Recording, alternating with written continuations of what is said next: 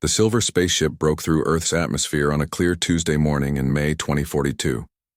It glided over the Pacific Ocean before hovering above New York City, its metallic surface reflecting the sunlight. People stopped and stared at the sky. Cars pulled over on highways. News cameras pointed upward. The world held its breath.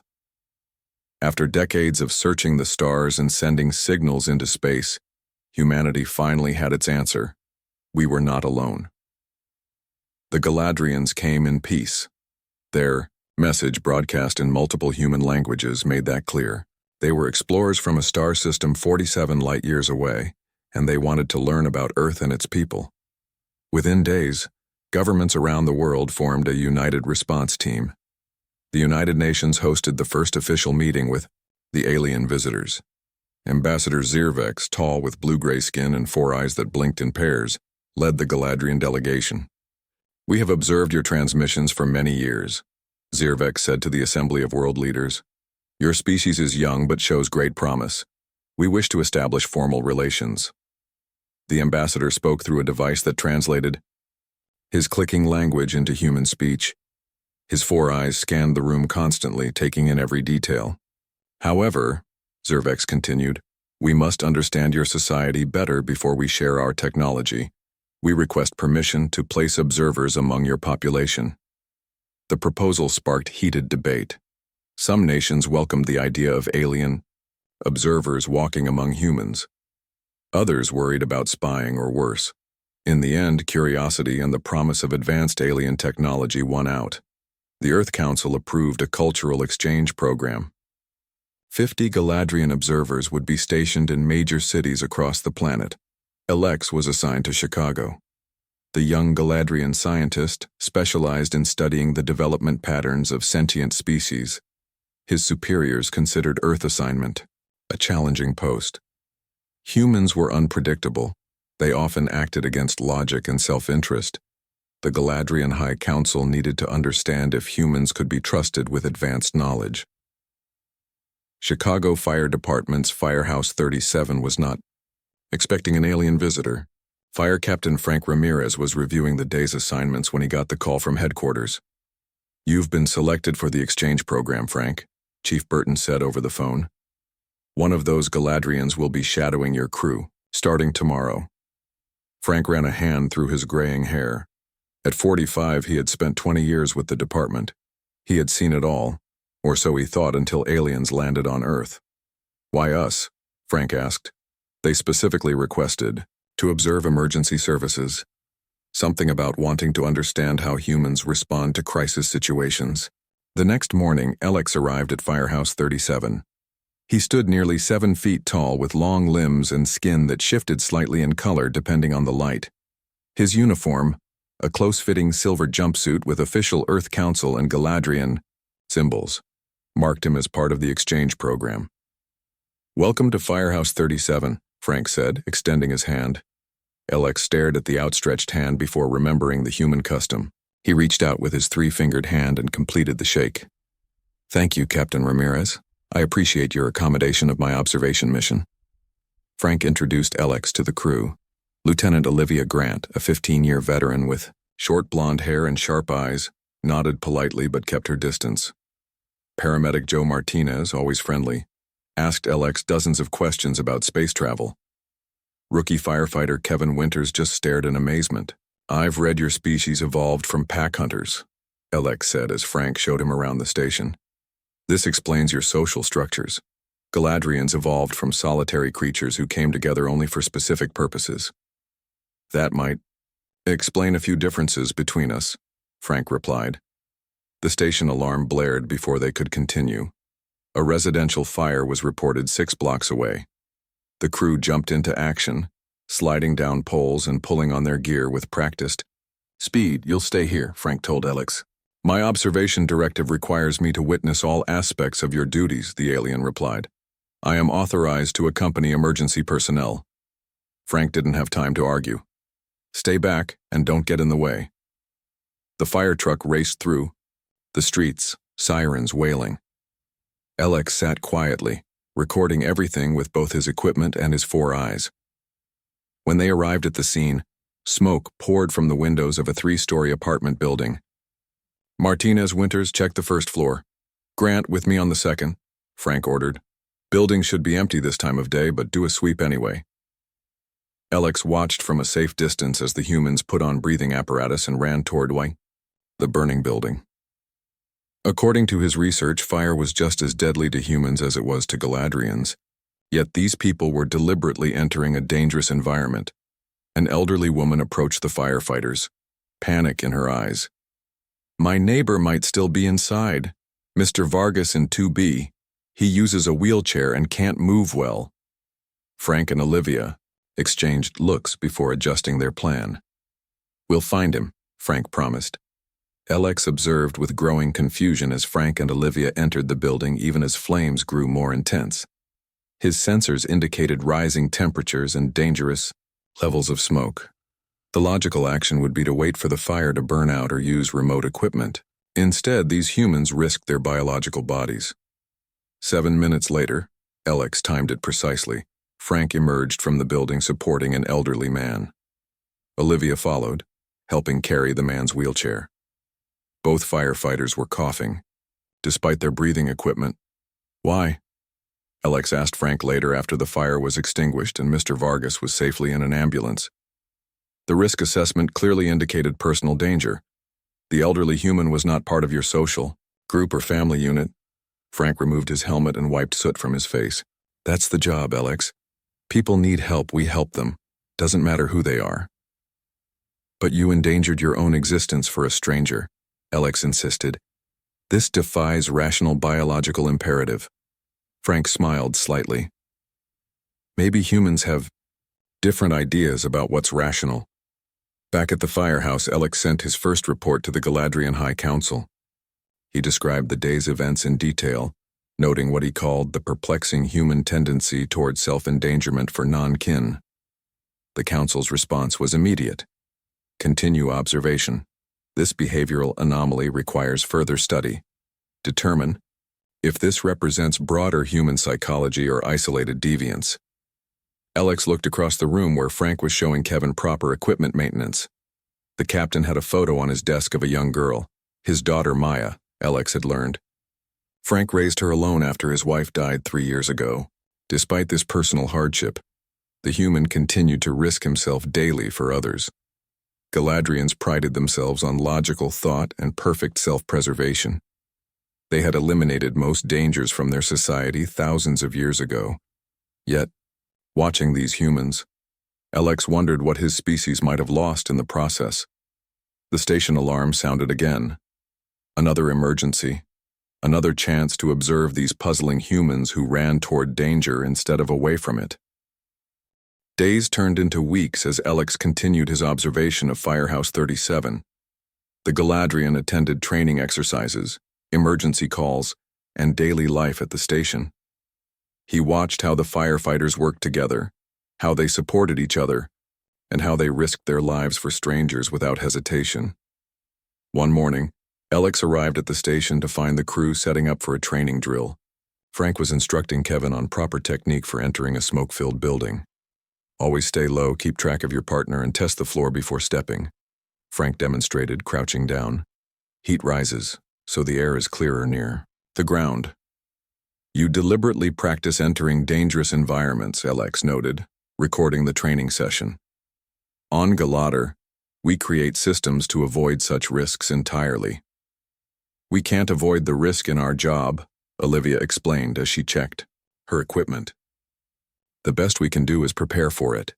The training that day was intense. The crew practiced carrying heavy equipment upstairs, breaking through doors and rescuing dummies from dark, smoke-filled rooms. Alex watched with growing interest as Frank set up increasingly difficult scenarios for his team. "This is not merely job preparation," Alex said to Frank later. "You are training them to override their natural fear response." Frank nodded. "Fear is normal. Everyone feels it. The trick is to work through it when someone needs you." During quiet moments at the station, Alex learned more about the crew. He discovered that Olivia spent her free time volunteering with a group that helped people who had survived fires rebuild their lives. Joe had become a paramedic after his younger brother nearly drowned, and was saved by first responders. Kevin became a firefighter because he wanted to give back after being rescued from a car accident when he was 12. My dad was trapped in the car with me, Kevin told LX while they cleaned equipment one afternoon. The firefighters got us both out. I decided that day I wanted to be like them. You chose this dangerous profession because of a personal experience, LX said. This fits with Galadrian understanding of motivation. It's not just that, Kevin replied. It's knowing you can make a difference when things are at their worst. That matters more than the danger. Every night LX sent detailed reports to the Galadrian High Council. The reports included data on human physiology during emergency responses, decision-making patterns during crises, and social bonding behaviors among the firefighters. The council responded with more questions and instructions to continue observation. Other Galadrians across the planet were reporting similar findings. Humans had a strange tendency to put themselves at risk for others. They formed tight bonds with those they worked with. They valued saving lives over ensuring their own safety. The Galadrian High Council began to question whether humans were stable enough for advanced technological exchange. Their decision-making seems erratic, wrote Council Member Thoran in a message to all observers. They allow emotions to override logical self-preservation. Can such a species be trusted with technology that could destroy their world? Alex was not sure how to answer this question. The humans he observed were not erratic. They were consistent in their commitment to helping others. Was this really a flaw? One evening, as the crew ate dinner together, the station alarm sounded. A residential fire was reported in an old apartment building downtown. Let's move, Frank called out, and everyone jumped to action. When they arrived at the scene, the situation was worse than expected. The fire had spread quickly through the old building. Flames poured from windows on the second floor. People stood on the sidewalk, some crying, others calling out for family members. A woman ran up to Frank. My son is still inside. Third floor, apartment 3C. He's only 6 years old. Frank turned to his crew. Grant Martinez with me. Winters, start the water line and prepare for backup. The structure is unstable, so we move fast. Alex watched as Frank, Olivia, and Joe put on their breathing equipment and moved toward the burning building. His sensors detected dangerous levels of heat and toxic gases. The logical choice would be to wait for the building to become safer or use remote equipment. Instead, the humans ran directly into the danger. Alex monitored their vital signs through special sensors the firefighters had agreed to wear for his research. Their heart rates were elevated. Stress hormones flooded their systems, yet they continued their search through the building. Third floor clear. Joe's voice came over the radio. No sign of the boy. Check the stairwells and halls again, Frank ordered. He might have tried to escape and gotten lost. Minutes passed. The fire grew more intense. Alex's sensors showed the building's structural integrity was failing. Still, the firefighters continued searching. Finally, Frank's voice came over the radio. I found him. He was hiding in a closet, moving to exit now. Alex felt something unusual, a sensation similar to what humans called relief. This puzzled him. He had no personal connection to the child. Why should he care about the outcome? The building's front wall partially collapsed just as Frank emerged, carrying a small boy wrapped in his coat. The crowd cheered. Paramedics rushed forward to take the child, who was coughing but conscious. The boy's mother cried as she thanked Frank over and over. Frank simply nodded, his face streaked with soot, his breathing heavy from exertion. Later, back at the station, Alex approached Frank, who was cleaning his equipment. You entered a building that my sensors indicated had a 64% chance of major structural failure. The probability of finding the child alive was calculated at 17%. Yet you went in without hesitation. Frank continued cleaning his mask. Those numbers don't matter when a kid's life is on the line. But your own life was at serious risk, Alex pressed. That's a risk we accept, Frank said simply. It's worth it. That night, Alex's report to the High Council was different from his previous ones. He included all the usual data but added a personal observation. The human tendency to risk their lives for strangers may not be a flaw in their psychology as we initially believed. It may be a different form of rationality, one that values the collective survival of their species over individual preservation. Further study is needed to determine if this trait is beneficial or detrimental to long-term species development. The Council's response was swift. Concerning observation, possible contamination of objectivity. Consider psychological recalibration. LX read the message twice.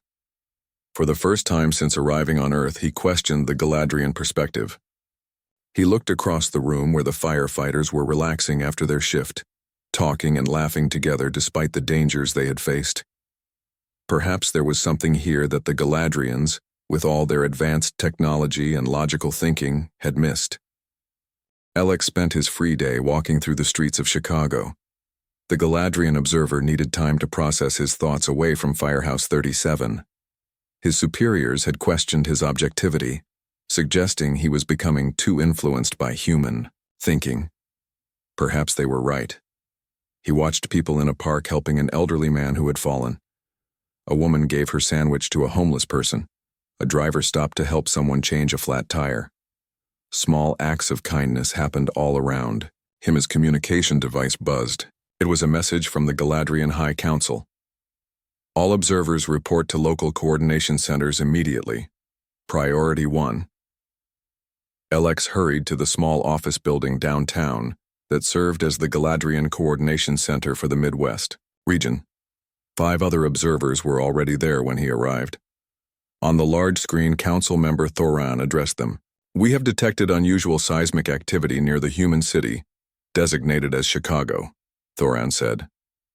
Our analysis suggests potential for a significant natural disaster within the next 24 hours. This presents an ideal opportunity to observe human crisis response on a larger scale. Should we warn the humans? Asked one observer. Negative, Thoran replied. Our mission is observation only. Interference would contaminate data collection. Return to your assigned posts and record all responses to the crisis. The meeting ended. Alex stood still, processing the order. The council wanted them to withhold information that could save lives. This went against everything he had learned from the firefighters. His device buzzed again with a private message from Thoran. Observer LX, we note your recent reports show concerning empathetic responses to human behaviors. Remember your primary directive. The advancement of knowledge requires objective observation. LX walked slowly back to Firehouse 37. His 4 eyes blinked rapidly, a sign of distress in his species. When he arrived, the crew was gathered around the television watching a baseball game. Frank noticed him first. Everything okay? You look troubled, if I'm reading your expressions right. Alex hesitated. His entire career and standing among his people were at risk, but the memory of Frank carrying the child from the burning building filled his mind.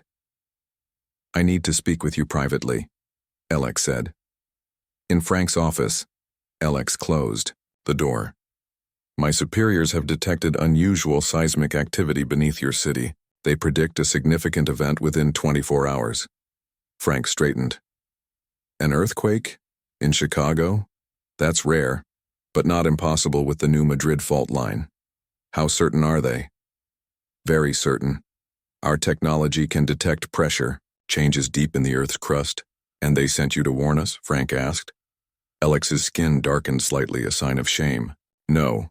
They ordered us to observe only, to record your crisis response. I was explicitly instructed not to warn you. Frank was silent for a moment. But you're telling me anyway.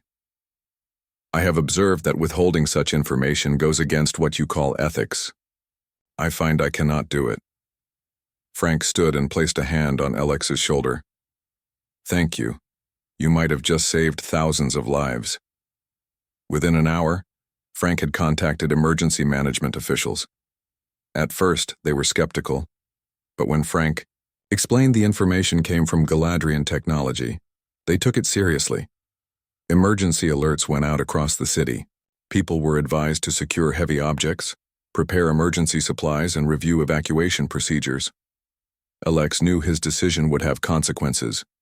He had violated direct orders from the High Council, but as he watched the humans prepare, he felt what they might call doing the right thing. The earthquake struck the next morning. It began as a low rumble that quickly grew into violent shaking. Buildings swayed, windows shattered, power lines came down. The ground seemed to roll like waves on water. At Firehouse 37, the crew was all ready, geared up and ready. They had spent the night preparing equipment and reviewing emergency protocols. As soon as the shaking stopped, the alarms began to sound. Multiple structure collapses reported downtown. The dispatcher announced over the radio. Gas main rupture at Michigan and Lake Street. Fire reported at the Harris Building. That's a 10-story apartment complex, Frank told his crew as they climbed into the truck. Move fast. Stay safe. Alex went with them, recording everything as was his duty. But his mind was no longer that of a detached observer. He cared about what happened to these humans. The scene downtown was chaos. The earthquake had been stronger than predicted. Several buildings had partially collapsed. Fires burned in multiple locations. People wandered the streets, some injured, others looking for loved ones. Emergency services from all over the city converged on the area. Firefighters, police, paramedics, and volunteers worked together to help the injured and search for those trapped in collapsed buildings. Grant, take Martinez and check the east side of the building, Frank ordered as they approached the Harris Building. Winters, with me on the west. We need to find an entry point. Part of the building had collapsed, but much of it was still standing. Smoke poured from broken windows on the 4th floor. There are people waving from the 7th floor. Kevin pointed. They're trapped. Frank studied the building. The stairs might be compromised. We'll need to access from the adjacent building and create a bridge. As they worked, the ground shook again. An aftershock sent more debris falling from damaged buildings. A section of the Harris Building's facade crumbled away. Everyone back, Frank shouted. The firefighters retreated to safety. No one was hurt, but the building was now more unstable than before. Captain, I'm getting reports of voices from the basement level, Olivia called over the radio. Sounds like multiple people trapped. Frank assessed the situation. The structure is too unstable for a full team. I'll go in with a minimal rescue kit and assess. That's too dangerous, Kevin argued. The whole thing could come down. That's why only one person goes, Frank replied. Less weight on the damaged floors. Alex stepped forward. I should go. My body mass is distributed differently than humans. I can move more safely on unstable surfaces. Frank looked surprised. That's not your job, Alex. You're here to observe. I've observed enough to know what needs to be done, Alex said. My exoskeleton is stronger than human bones. I have better vision in low light and can detect structural weaknesses. The building creaked ominously. There was no time to argue. Fine, Frank decided. But you take this radio and follow my instructions exactly. Alex took the radio and a small medical kit. He moved carefully toward the damaged building, ignoring the message that flashed across his vision. Directive violation. Return to observation post immediately. For the first time since arriving on Earth, Alex was not just watching. Humans run into fire to save strangers. He was doing it himself, and somehow it felt right. Alex moved through the damaged building with careful steps. Broken concrete and twisted metal lay everywhere. Dust filled the air, making it hard to see. His 4 eyes adjusted to the darkness better than human eyes could. He heard faint voices calling for help from somewhere below. I am proceeding to the basement level, Alex spoke into the radio. The main stairwell is blocked, but I have found a service access. Be careful, Frank's voice crackled through the radio. Those service stairs might not be rated for your weight. We'll distribute my mass appropriately, Alex replied. The Galadrian moved down the narrow stairs, testing each step before putting his full weight on it. Halfway down, a large crack ran across the steps. Alex paused, calculating the structural integrity. With careful movements, he crossed the damaged section. The basement was dark and filled with water from broken pipes. Alex's body gave off a soft blue glow, a feature of Galadrian physiology that helped them navigate dark environments on their homeworld. Hello, is anyone here? Alex called out. Help! We're trapped! Voices responded from behind a fallen concrete wall. LX waded through the knee-deep water. His sensors detected 5 human life forms behind the debris. He also detected unstable ceiling supports above them. Captain Ramirez, I have found 5 survivors trapped behind debris. The ceiling structure above them is unstable. I estimate 12 minutes before collapse. Can you get them out? Frank asked. LX examined the fallen concrete. Yes, but I need to be careful not to cause further collapse. Do what you can. We're sending backup your way, but it might take time to clear a path. LX approached the concrete wall. I am going to move this barrier. Please stand back if you can. We can't move much, a woman's voice replied. There are 2 injured people with us. LX positioned himself against the largest piece of concrete. Using his superior strength, he pushed steadily. The debris moved slowly. Dust and small pieces fell, but the main structure held. After several minutes of effort, he created an opening large enough for humans to pass through. Inside the small pocket of space, 5 people huddled together. An older man and woman sat with a younger woman who appeared to be their daughter. A middle-aged man had a bleeding leg wound. Another young man was helping him. I am LX, he said. I am here to help you escape this building. The humans stared at him with wide eyes. Despite months on Earth, LX knew his appearance still startled many humans. You're one of those aliens, the injured man said. Yes, I am a Galadrian. I am working with the fire department to rescue you. The young man stepped forward. I'm Alan. This is my father with the injured leg. Can you really get us out? Yes, but we must move quickly.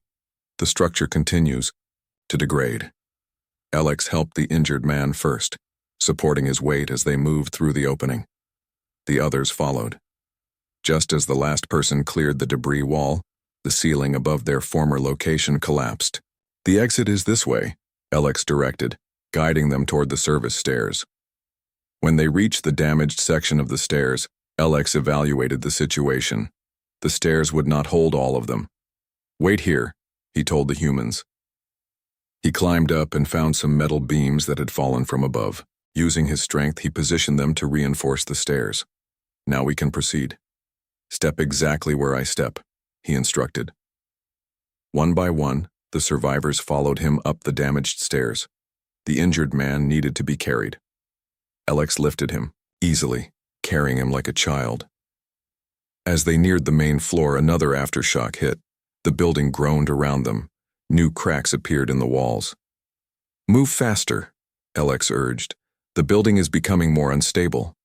They reached the main floor just as another section of ceiling collapsed behind them. LX guided them toward the exit he had used to enter.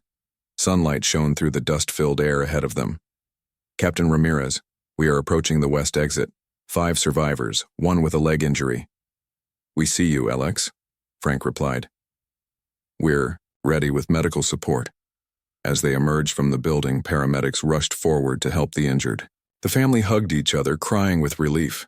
Alan shook LX's hand. Thank you, he said simply. You saved our lives. LX felt an unfamiliar warmth spread through his body. Was this what humans called pride? Satisfaction? Whatever it was, it felt important. Frank approached him. Good work in there. You've got the makings of a real firefighter. Before LX could respond, his communication device buzzed urgently. The message was brief and direct. Observer LX, report to Coordination Center immediately. Termination of, Earth assignment in progress. LX's skin darkened with concern. I must go. The Galadrian High Council has ordered my return. Frank placed a hand on LX's shoulder. Whatever happens, you did the right thing today. At the Coordination Center, Council Member Thorin's image filled the main screen. His expression was severe. Observer LX, you have violated direct orders. You interfered with human events rather than observing them.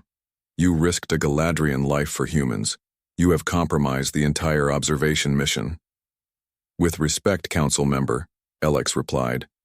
I made a decision based on new understanding. Explain, Thorin demanded. The humans have shown me that sometimes preservation of others takes priority over self-preservation. This is not an evolutionary flaw as we believed. It may be their greatest strength.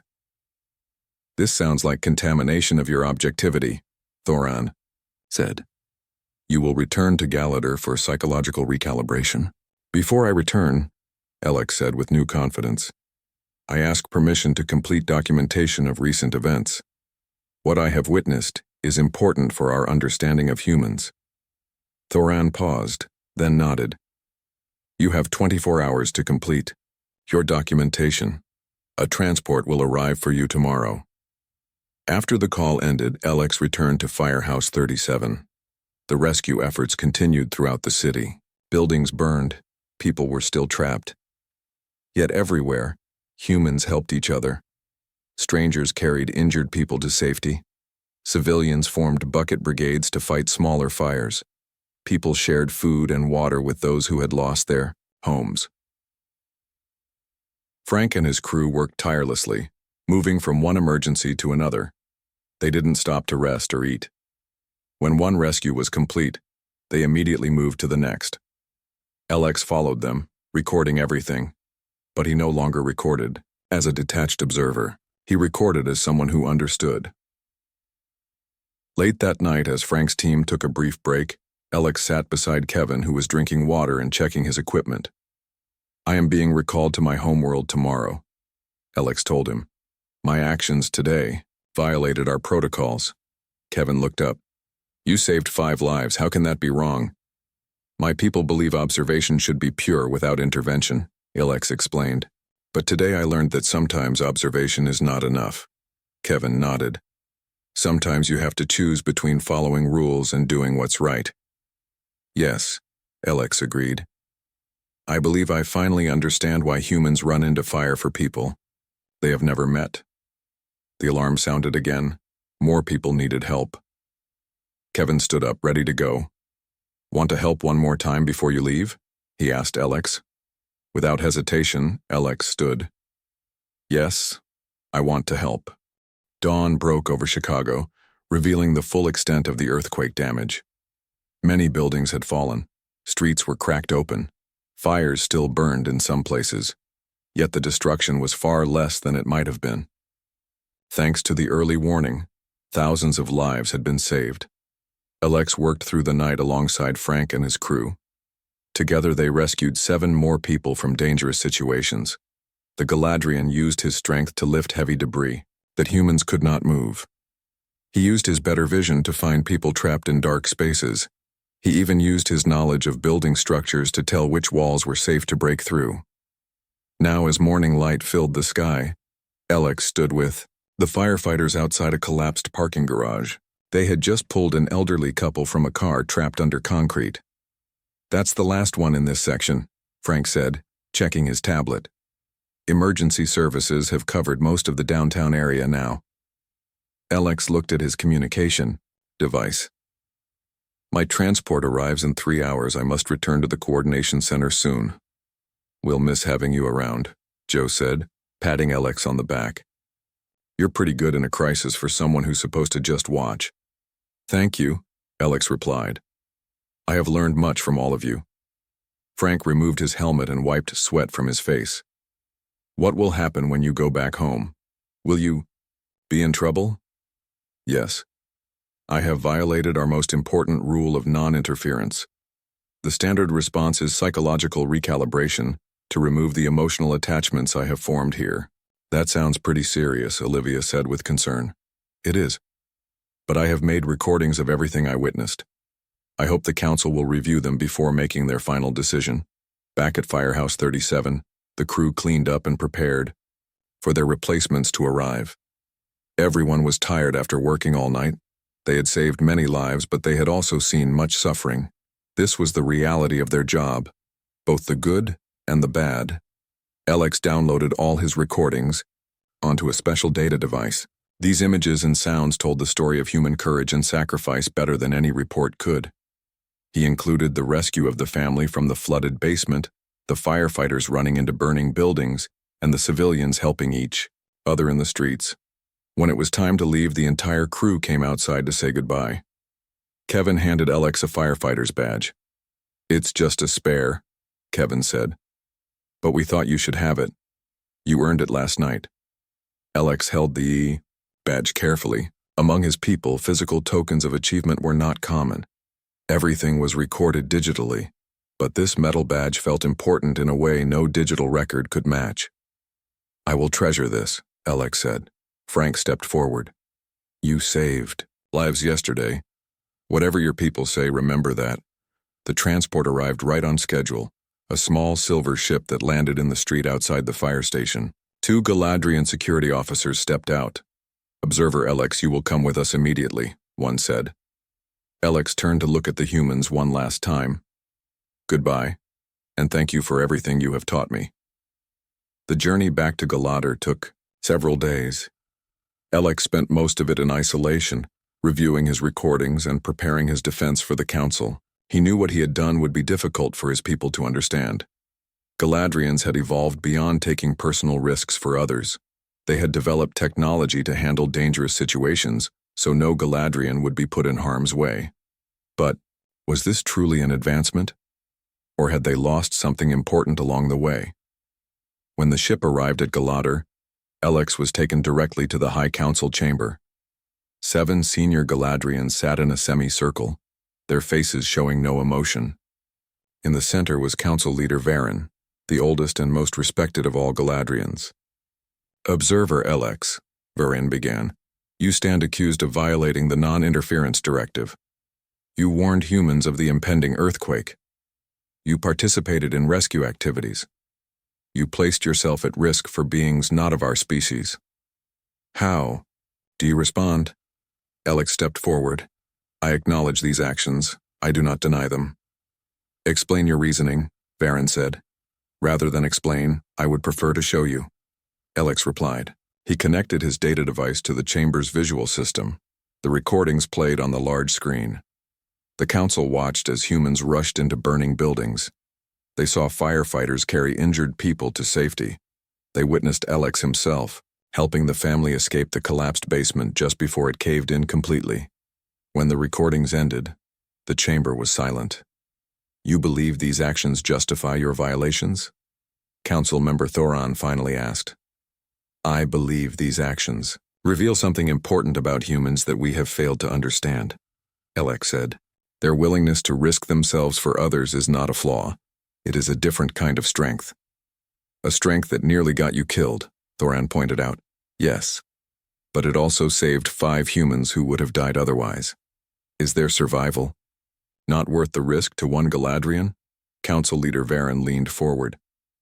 What you suggest challenges thousands of years of Galadrian philosophy. We have built our society on the principle that all risk should be eliminated through technology. Perhaps we have eliminated too much, Alex suggested. The humans I observed formed deep bonds through shared risk. They trusted each other completely because they knew any one of them would risk everything for the others. The council debated for hours. Some members argued that Alex should be recalibrated immediately. Others were curious about his observations and wanted to learn more.